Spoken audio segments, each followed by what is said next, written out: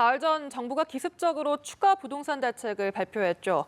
이번 대책은 그 종류나 강도 면에서 지난해 9.13 대책과 비교할 만큼 시장에 충격을 줄 수 있는 내용들이 대거 포함됐습니다. 네, 박진영의 출근길 인터뷰. 오늘은 국토부 김흥진 주택정책관을 만나 이번 정부 발표의 배경과 부동산 시장에 미칠 파장에 대해서 알아보겠습니다. 박진영 기자 나와주시죠.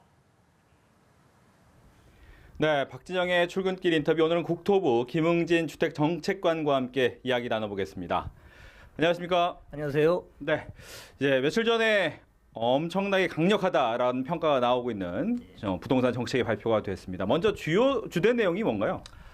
금융, 세제, 그리고 시장 관리, 공급과 관련된 모든 분야가 다 망라가 되어 있습니다. 이제 금융 부분을 설명을 먼저 드리면은 대출이 그 투기적 수요의 자금 조달 수단이 되지 않도록 하기 위해서 그 담보대출과 관련된 규제들을 강화하는 내용이 되겠습니다. 예를 들면 15억 초과 고가주택에 대해서는 담보대출을 금지를 하고 전세대출의 경우에도 그 전세대출을 받은 이후에 추가로 고가주택을 구입할 경우에는 그 전세대출을 회수하는 것이 주된 내용이 되겠습니다.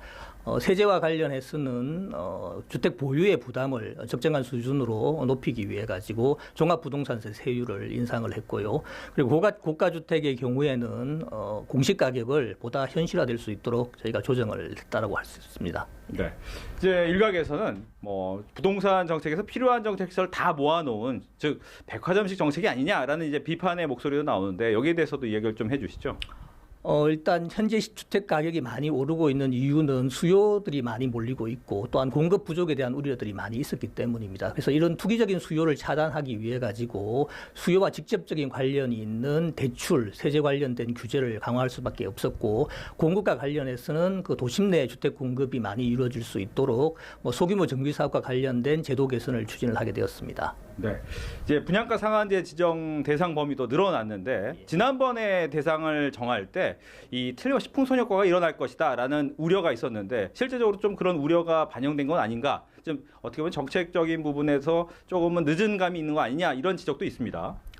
정부가 정책을 할 때 처음부터 한꺼번에 많이 하는 것보다는 시장 상황을 보고 일단 단계적으로 추진하는 것이 더 바람직하다고 생각을 합니다. 저희가 1차 지정을 할 때는 고분양가 책정 움직임이 뚜렷한 지역을 중심으로 일단 지정을 했습니다. 그리고 그때 지정할 때도 저희가 밝혔는데요. 풍선 효과가 있거나 주택가격 상승이 확산될 경우에는 언제든지 추가 지정을 하겠다라고 밝혔고 거기에 따라서 이제 상한제 지정 이후에 가격이 불안해지는 지역에 대해서는 이번에 추가적으로 지정을 하게 되었습니다. 네, 이제 이 정책이 과연 효과가 있을 것이냐가 가장 큰 관심이 될 것 같은데 특히 공급 문제가 계속 생기는 건 아닐까라는 우려가 있습니다. 여기에 대해서도 어떤 생각을 갖고 계신지요? 지금 집값 상승 기대감이 굉장히 과도하게 시장에 있습니다. 이게 과도한 그 집값 상승 기대감의 원인 중에 하나로 이제 공급 부족 이야기를 하고 있습니다. 특히 이제 상한제와 관련해서 상한제가 시행이 되면 공급이 부족할 거다라고 하는 우려가 있는데 2007년부터 2014년까지 분양가 상한제가 전국적으로 시행이 됐을 때에도 금융위기 때를 제외하고는 실제로 공급 부족이 많지 않았습니다.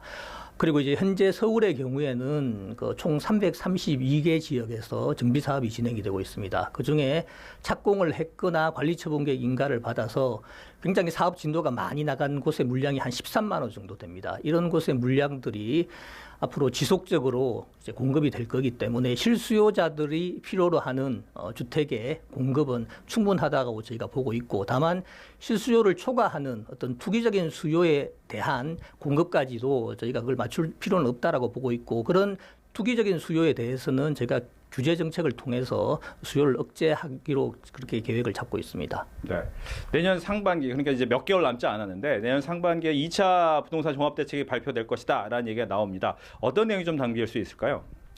지금 구체적으로 어떤 내용이다라고 말씀을 드리기는 조금 어렵고요. 저희가 이제 이번 대책 발표 이후에도 지속적으로 부동산 시장에 대한 모니터링은 계속 강화를 할 겁니다. 그리고 모니터링 결과를 보고 필요하다면 내년 상반기에 또 조치를 취할 텐데 수요 부분 그리고 공급 부분을 아우르는 종합적인 방안을 강구할 계획으로 있습니다. 네, 오늘 바쁘신데 함께해서 고맙습니다. 예. 지금까지 박진영의 출근길 인터뷰였습니다.